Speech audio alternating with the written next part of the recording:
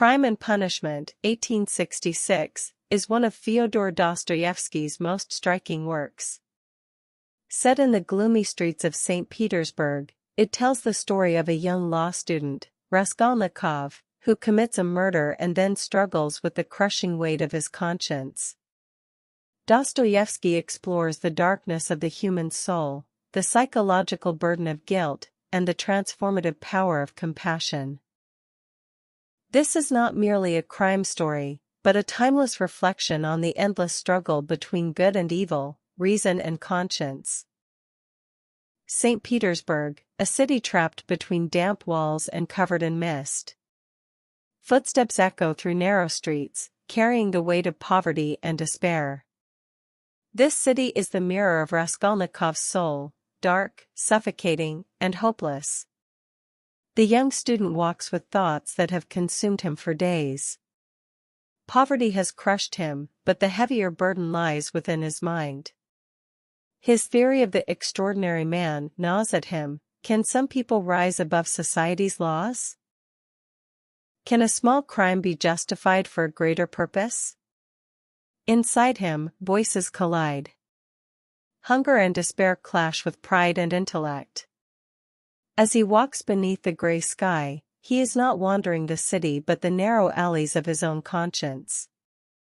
This chapter reveals the first crack in his soul. No crime has yet been committed, but the storm has already begun. A thought grows inside Raskolnikov: for humanity to progress, can rules be broken? Can a crime be excused if it serves a higher cause? His theory draws on history's extraordinary men. Leaders like Napoleon sacrificed thousands for the sake of building empires. Raskolnikov compares himself to them, wondering if he too could transcend ordinary morality. But here lies the conflict. Conscience whispers, no purpose can justify taking a life. Pride shouts, you are not ordinary. Prove it. His mind becomes a labyrinth darker than the streets of St. Petersburg. Each step is a struggle to justify his theory, each thought a battle between guilt and ambition. This theory is not liberation but imprisonment. The shadow of crime already haunts him. The thought that has grown for days finally turns into action. As Raskolnikov approaches the pawnbroker's door, time seems to freeze. In that small room, the greatest conflict of humanity unfolds: life and death, reason and conscience, crime and justice. His blow shatters not only the woman's body but his own soul. The murder is done.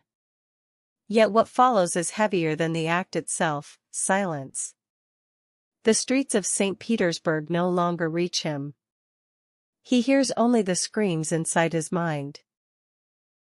This chapter marks the moment when guilt begins to weigh on him, not on his body, but on his spirit. Silence becomes his punishment. After the crime, Raskolnikov's world falls apart. Fever consumes him, hallucinations torment him. His mind becomes a courtroom, conscience as judge, pride as defendant, fear as witness. Loneliness is his harshest punishment. He cannot speak to people, cannot meet their eyes. Every glance feels like an accusation. This chapter shows his alienation from himself. He is no longer just a criminal, he is a prisoner of his own mind. In the midst of darkness, a light appears: Sonia. Though burdened by poverty and sacrifice, she carries compassion and faith within her heart. Sonia becomes both a friend and a mirror. In her eyes, Raskolnikov sees the naked truth of his crime, but also the possibility of forgiveness. This meeting is a turning point. His inner conflict is reflected in Sonia's gaze. Compassion begins to soften the weight of guilt. Love offers a path out of darkness. Her quiet presence calms his inner screams. For the first time, he senses the possibility of redemption. The storm inside him becomes unbearable. Porfiry's probing questions, Sonia's silent mercy, and his conscience's endless cries corner him. Confession is not destruction but release. Speaking his crime aloud lifts part of the burden he has carried. Yet this relief marks the beginning of a new path, punishment and exile. Here, his pride collapses, his theory crumbles, and conscience triumphs. Confession is the first step toward rebirth. Raskolnikov's confession leads him to exile and hard labor. But exile is not an end, it is a beginning. In Siberia's cold lands, he carries the weight of his body but begins to lighten the weight of his soul. Sonia's love and compassion guide him through the darkness. His inner conflict transforms. Guilt turns into repentance.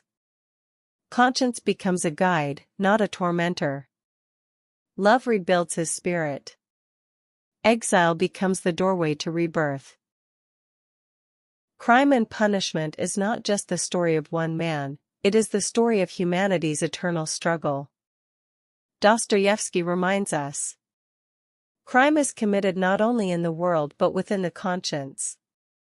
Punishment is not only a legal sentence but the soul's own burden. Compassion and love are the only forces that can transform guilt. Raskolnikov's rebirth in exile is humanity's shared hope. No matter how deep the darkness, there is always a light. Sonia's quiet love embodies that light. The universal message: the human soul can be stained by crime, but through conscience, compassion, and love, it can be reborn.